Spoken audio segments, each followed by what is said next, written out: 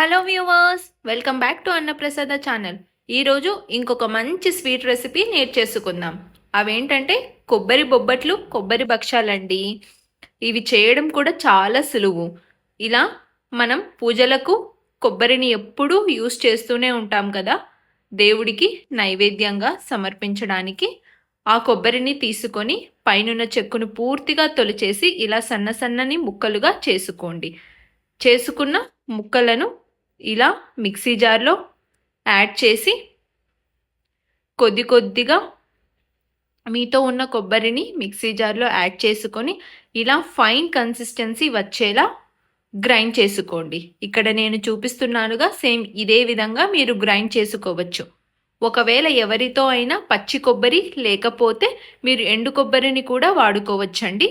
తరువాత మందంగా ఉన్న ఒక కడాయిని తీసుకొని 1 టేబుల్ స్పూన్ గీని అందులో యాడ్ చేసి కాస్త గీ కరిగాక ఇందాక మనం గ్రైండ్ చేసుకున్న కొబ్బరి తురుమును పెనంలో వేసుకొని ఇలా లో ఫ్లేమ్లో ఉంచి కాస్త దోరగా వేయించుకోండి. కొబ్బరిలో ఉన్న పచ్చివాసన కొద్దిగా తగ్గిన వెంటనే మనం ఏ కప్పు కొలతల్లో అయితే కొబ్బరి తీసుకున్నామో అదే కప్పు కొలతల్లో బెల్లంని ఇలా సన్నగా చాప్ చేసుకొని యాడ్ చేసుకోవాలి. 1 కప్పు కొబ్బరి తురుముకు 1 కప్పు బెల్లం పర్ఫెక్ట్గా సరిపోతుందండి. తీపి ఎక్కువగా తినే వాళ్ళైతే ఇంకో 1/4 కప్ యాడ్ చేసుకోవచ్చు. అలా మనము మీడియం టు లో ఫ్లేమ్లో అడ్జస్ట్ చేసుకుంటూ బెల్లాన్ని కరిగించుకుంటే కొబ్బరిలో పూర్తిగా మిక్స్ అయ్యి ఇలా మనకు కన్సిస్టెన్సీ తయారవుతుంది. కొద్దిగా యాలుక్కలను కూడా మనము యాడ్ చేసి ఇంకొకసారి మనం స్టవ్ పైన ఉంచి ఇలా మిక్స్ చేసుకుంటే యాలుకల పొడి మన కొబ్బరి తురుములో బెల్లం తురుములో పూర్తిగా కలుస్తుంది. ఈ స్టేజ్లో మీరు 1 లేదా 2 టేబుల్ స్పూన్ల గీని కూడా యాడ్ చేసి ఇంకొకసారి మన స్టఫింగ్ తయారైంది కదా కొబ్బరి బొబ్బట్లకు ఒకసారి మిక్స్ చేసుకుంటే సరిపోతుంది. మరీ ఎక్కువగా వేయించకండి, ఎందుకంటే ఇది సాఫ్ట్గా ఉంటే మన కొబ్బరి బొబ్బట్లకు స్టఫింగ్ పర్ఫెక్ట్గా సరిపోతుందండి. తరువాత కొబ్బరి బొబ్బట్లు రేకుల కోసం ఇలా నేను చూపిస్తున్న విధంగా కప్పు కొలతల్లో 1.5 కప్పు మైదా పిండి, అదే కప్పు కొలతల్లో 1/2 కప్పు సూజీ రవ్వ, తరువాత 1/2 కప్పు గోధుమ పిండిని కూడా యాడ్ చేసుకోండి. ఇలా యాడ్ చేయడం వల్ల మన కొబ్బరి బొబ్బట్లు మినిమం 7 రోజులు ఉంచినా కూడా రేకు చాలా పల్చగా ఉండి తినడానికి చాలా చక్కగా రుచిగా ఉంటాయండి. కాచి చల్లార్చిన నూనెను కూడా 2 టేబుల్ స్పూన్లు యాడ్ చేసుకొని పూర్తిగా పిండిలో కలిసే విధంగా ఇలా చేత్తో చిదుముకుంటూ మిక్స్ చేసుకోవాలి. ఈ ప్లేస్లో మీరు 2 టేబుల్ స్పూన్ల గీని కూడా యాడ్ చేసుకోవచ్చు. తరువాత చిటికెడు పసుపు యాడ్ చేయడం వల్ల మన కొబ్బరి బొబ్బట్టుకు మంచి కలర్ వస్తుందండి. తరువాత కొద్దిగా సాల్ట్ని కూడా యాడ్ చేసి 2 ఇంగ్రీడియంట్స్ మన పిండిలో కలిసే విధంగా ఇలా చేత్తో ఒకసారి కలుపుకొని కొద్దిగా వాటర్ని యాడ్ చేస్తూ మన పిండి మిశ్రమాన్ని తయారు చేసుకోవాలి. చూసారా, ఇలా పిండి తయారవుతుంది. ఈ పిండిని మీరు మినిమం 3 లేదా 4 గంటల పాటు అలా వదిలేయండి. అప్పుడే మనకు కొబ్బరి బొబ్బట్టు చేయడానికి పిండి చాలా సాఫ్ట్గా తయారవుతుంది. మీరు ఎన్ని గంటలు పిండిని అలా వదిలేస్తారో అంత బాగా కొబ్బరి బొబ్బట్టు వస్తుందని గుర్తుంచుకోండి. ఇలా నిమ్మకాయ సైజ్ అంతా పిండి ముద్దలను మనం బాల్స్ లాగా ప్రిపేర్ చేసుకొని పక్కనుంచుకోండి. తరువాత మనం ఇందాక కొబ్బరి స్టఫింగ్ని తయారు చేసి పెట్టుకున్నాం కదా,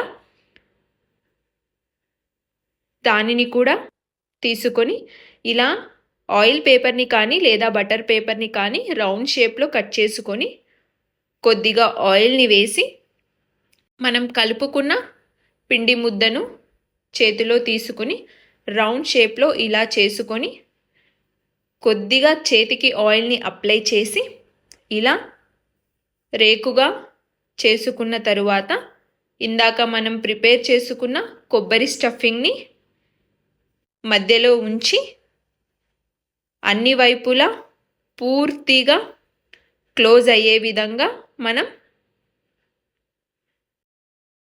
చేసుకోవాలి. ఇక్కడ నేను మీకు ఎంతో క్లియర్గా చూపిస్తున్నాను.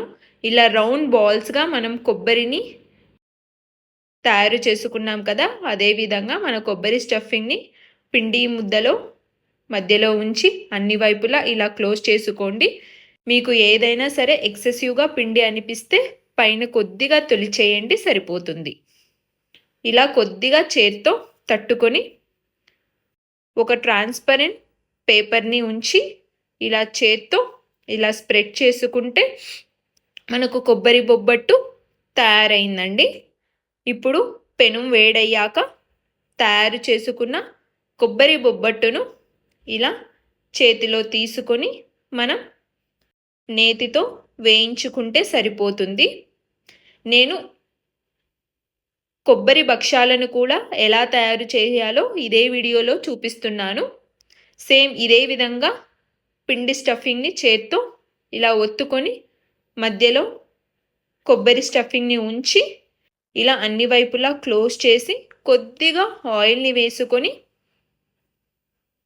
మన కొబ్బరి బొబ్బట్టును ఇలా చేత్తో కొద్దిగా ఒత్తుకొని తరువాత ట్రాన్స్పరెంట్ పేపర్ దానిపైన ఉంచి ఇలా చేత్తో స్ప్రెడ్ చేసుకుంటే కొబ్బరి భక్షాలు కూడా తయారైపోయాయండి. స్టఫింగ్ ప్రిపేర్ చేసే విధానం కొబ్బరి బొబ్బట్టుకైనా కొబ్బరి భక్షాలకైనా ఒకే తీరుగా ఉంటుందండి. కొబ్బరి బొబ్బట్టు కొద్దిగా తిగ్గా ఉంటుంది, అదే కొబ్బరి భక్షాలు చాలా తిన్గా ఉంటాయండి. ఇక్కడ నేను చూపిస్తున్నానుగా సేమ్ ఇదే విధంగా ఉంటాయి.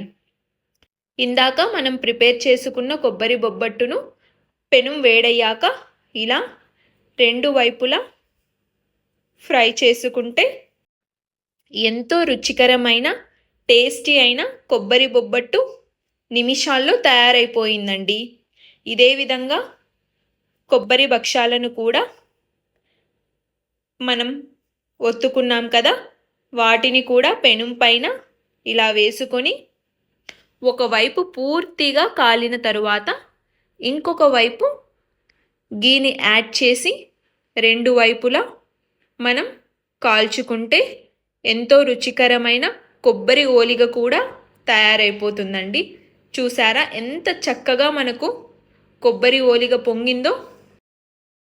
ఇది మినిమం మీరు 3 నుంచి 4 రోజుల పాటు కూడా ఉంచిన ఇంతే సాఫ్ట్గా ఇంతే రుచిగా ఉంటాయండి. ఎప్పుడు చేసినా కూడా అస్సలు ఈ టేస్ట్ని మిస్ అవ్వకండి. మీరు కూడా తప్పకుండా ట్రై చేయండి. కొబ్బరి బొబ్బట్టు చేసే తీరు పూర్ణం బొబ్బట్టు కంటే చాలా ఈజీగా ఉంటుందండి.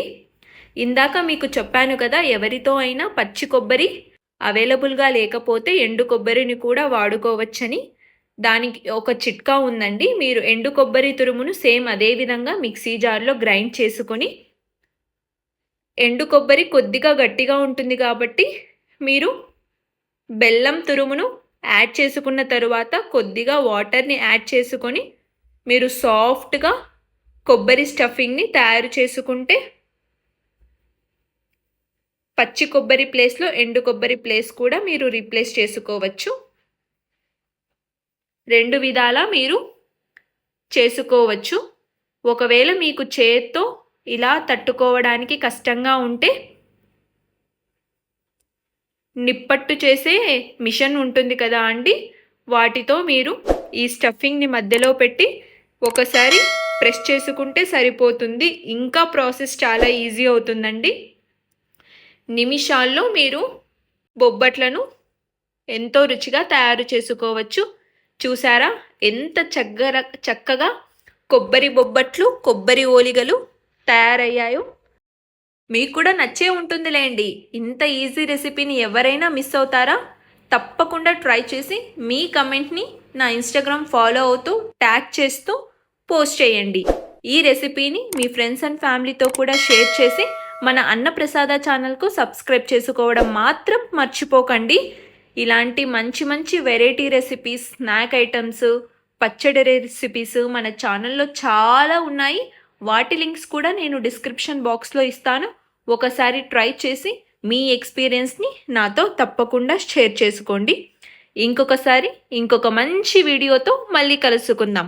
Stay safe, stay healthy.